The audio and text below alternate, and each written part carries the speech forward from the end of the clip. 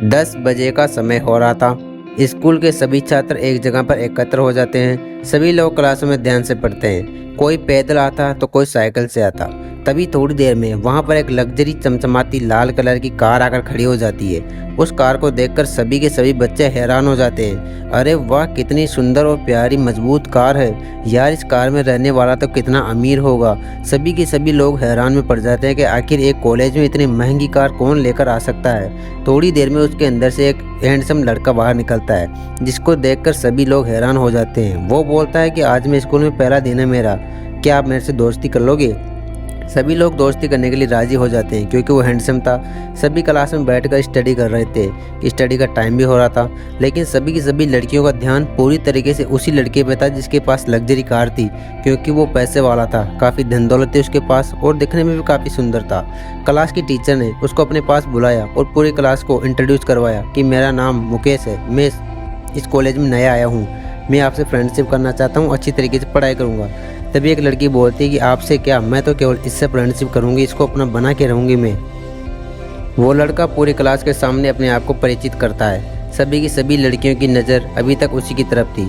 जब लंच का समय हुआ, सभी लड़कियां बाहर आई तो उस एक लड़की उस लड़के के पास जाती है और उससे बोलती है कि क्या तुम मेरे से दोस्ती करना चाहते हो। लेकिन लड़के को तो क्या ही एतराज़ था, क्योंकि उसके पास तो पैसा भी बहुत था और वो वैसे भी पढ़ने के लिए नहीं बल्कि अय्याशी करने के लिए स्कूल में आया था।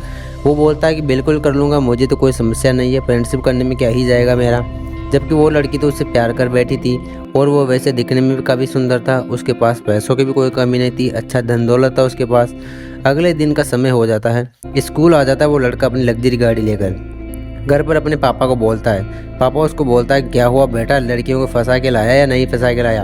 अरे पापा टेंशन मतलब पूरे 12 के 12 लड़कियों के नंबर लेकर आया हूँ मैं, आप बिल्कुल भी चिंता मत करो।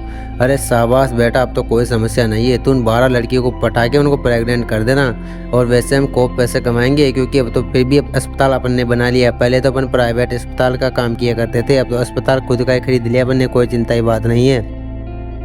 दरअसल मुकेश के पापा एक बहुत ही अमीर आदमी थे और वो गलत काम किया करते थे। मुकेश लड़कियों को फंसाता, उनके साथ गलत काम किया करता, शारीरिक संबंध बनाता और उनको प्रेग्नेंट करता। और वहीं पे दूसरी तरफ इसके पापा अपने हॉस्पिटल में उनको प्रेग्नेंट डिलीवरी करवाता, जिससे वो काफ़ी पैसे कमाने की सोचता। और अगले दिन का समय हो जाता है, वो दोनों आपस में स्कूल में मिलते हैं। दोनों के बीच में काफ़ी प्यार प्रेम की बातें होती है। लड़का कहता है कि मैं तुझे पसंद करने लगा हूँ, आप मुझे बहुत अच्छी लगती हो। वही बात लड़की ने भी कहे कि सेम हियर, मैं भी आपको बहुत पसंद करती हूँ, आप भी मुझे बहुत क्यूट लगते हो। इन दोनों के बीच में समय समय बीतता गया और दोनों काफ़ी समय के बाद लंच पर भी आ गए। ऐसे ही रातों रात बीत गए। धीरे धीरे वो रोज़ यही काम करते, लंच पर आते, बड़ी प्यार भरी बातें करते।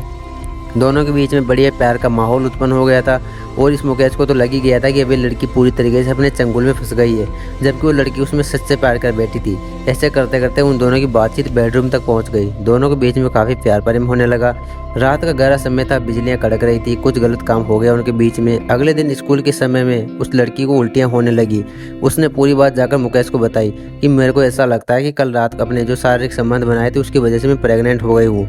मुकेश बोला तो उसमें मैं क्या कर सकता हूँ, इसमें मेरी तो कोई गलती है नहीं, मैं तो तुम्हारे पास आई नहीं थी, तुम ही मेरे पास आई थी, तो पूरी गलती इसमें तुम्हारी है, इसमें मेरी कोई भी जिम्मेदारी नहीं है। लड़के की बात सुनकर वो लड़की काफ़ी रोने लगती है, दुखी हो जाती है कि तुम्हारी वजह से मेरा जीवन नुकसान हो गया, मेरी हालत ख़राब हो गई, मैं किसको मुंह दिखाऊंगी। वो बोलकर वो लड़का वहाँ से चला जाता है और वो लड़की काफ़ी दुखी रहती है। क्लास में इसके बारे में बातचीत होती है। वो एक लड़की को तो फंसा ही लेता है, जब अब दूसरी लड़की भी डोरे डालने लगता है। धीरे धीरे समय बीतता गया। जिस प्रकार से पहली लड़की के साथ किया था उसी प्रकार से इसने लगभग करते करते 12 स्टूडेंट के साथ कुछ ऐसा कर दिया। सभी को इसने प्रेग्नेंट कर दिया और गलत काम किया करता। लड़कियों को उल्टियाँ होती और वो अपने हॉस्पिटल में भर्ती करवाता और अच्छे खासे पैसे कमाता।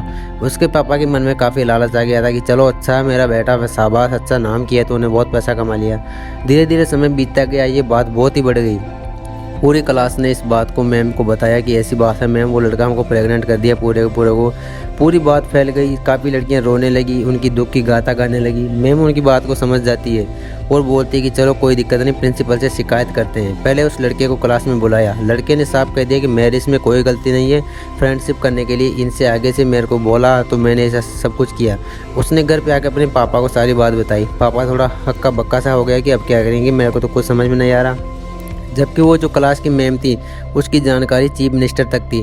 तो चीफ मिनिस्टर ने बोला कि आपकी कोई दिक्कत की बात नहीं है, उस लड़के को हम गिरफ्तार करवा लेंगे, आपने अच्छा काम किया कि हमको यहाँ कहीं शिकायत कर दी, कोई दिक्कत की बात नहीं है। ये बोलकर चीफ मिनिस्टर उसके घर में आ जाता है, उन दोनों को काफ़ी बोलता है। उनकी बात सुनते ही उनकी दिल धक धक करने लगता है। सभी लड़कियाँ वहीं पर थी और साथ में पुलिस भी वहाँ पर आ जाती है और उन दोनों को ले जाकर जेल में पटक देती है। जबकि उनका काम ही ऐसा था, वो साले नालायक थे। दोनों को काफ़ी दुख हुआ, काफ़ी रोने भी लगे वो कि हमसे बहुत बड़ी गलती हो गई। लेकिन अब पछताने से क्या होता है, ये काम आपको पहले सोचना चाहिए था। पापा आपके चक्कर में मेरी और ज़िंदगी ख़राब हो गई, मेरी पढ़ाई से नुकसान हो गया, सब कुछ नुकसान हो गया।